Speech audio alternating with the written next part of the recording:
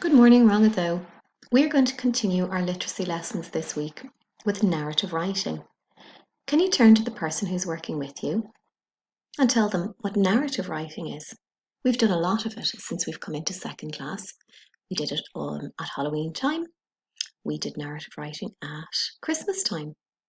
That's right, it's writing about a story.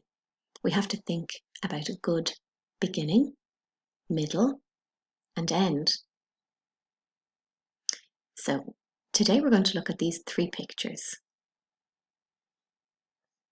You can see here the snowman. It's in the first picture. So you might like to write beginning. The second picture is the middle. And the last picture is at the end. Can you pause the video and chat to the person who's working with you about what's happening in each picture? Great. Did you discuss what you can see? Perhaps what you could hear? Maybe even smell in each of the pictures? Can you get your lockdown copy ready? And we would like you to start to write down a good opening to this story. What can you imagine when you see the first picture? What would be a good opening line? What would make this reader want to read your story from the first sentence that you write? You're all super at thinking of great opening sentences. Can you write one down now, please?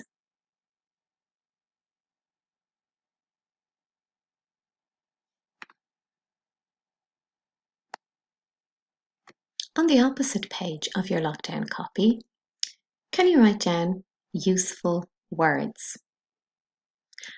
In the middle, like we usually do. And all around where we've written useful words, can you chat with the person who's working with you about useful words that we could use when writing sentences about these pictures for narrative writing?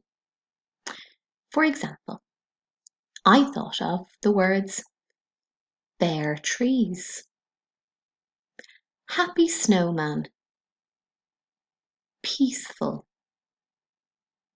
blanket, winter time.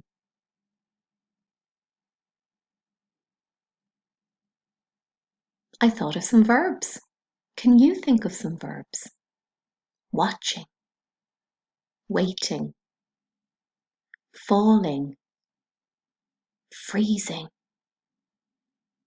Can you pause the video and write down 5 useful verbs that you can think of to use in your narrative writing?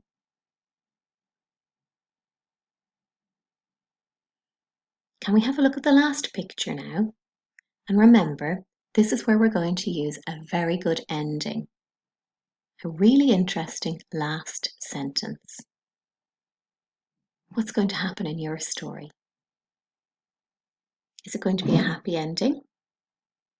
Is it going to be a mystery?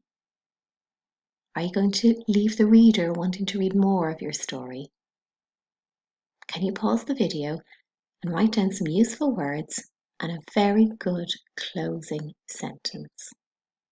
And remember, we don't want to see they lived happily ever after. We'll keep that for a different story. Think about a snowy ending.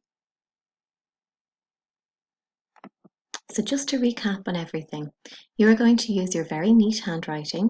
You are going to rule your copy neatly, put the date and your name, and the title Fun in the Snow at the top.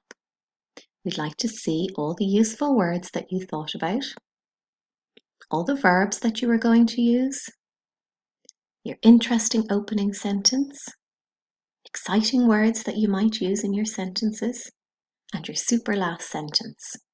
That's what you're going to write on the first page.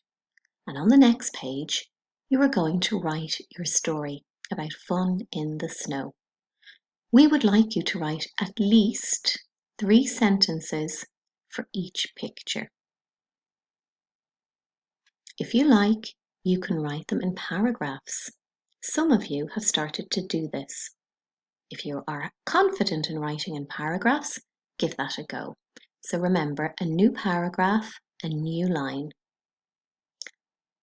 Remember, when you are finished, to read over and edit your work. Add in more interesting words. Take out sentences that don't really fit well. Remember what tense you're writing in and keep your story in that tense. Is it going to be in the past or in the present? Have a think about that too.